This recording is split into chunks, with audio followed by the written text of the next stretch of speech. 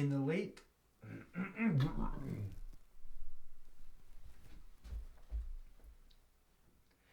Back in the late 1980s, cognitive psychologist Dr. Lucy Suchman was studying how humans interact with computers for the tech giant Xerox.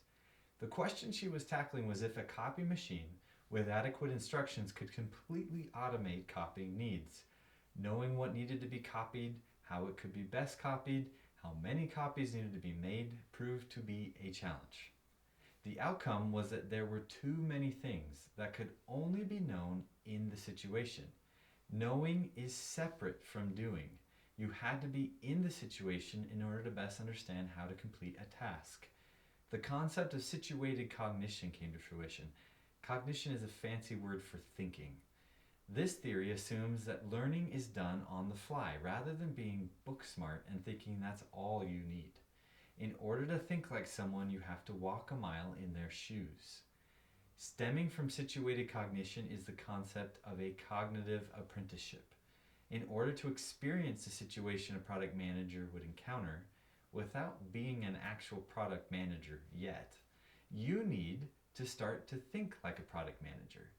This is what we were doing. Mental exercises are your apprenticeship. Apprenticeships have been the standard for learning by doing for hundreds of years. Just like a person wanting to become a blacksmith would have to work in a blacksmith shop.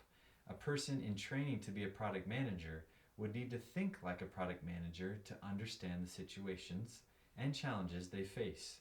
When you start to think like a product manager, you discover the concepts that you can only learn by doing, just as Dr. Suchman proposed 40 years ago. This course is the beginning of a cognitive apprenticeship into becoming a product manager. The next section is going to cover 4 competencies every great product manager needs to have. These pillars include user expertise, business competence, cross-functional communication, and market research.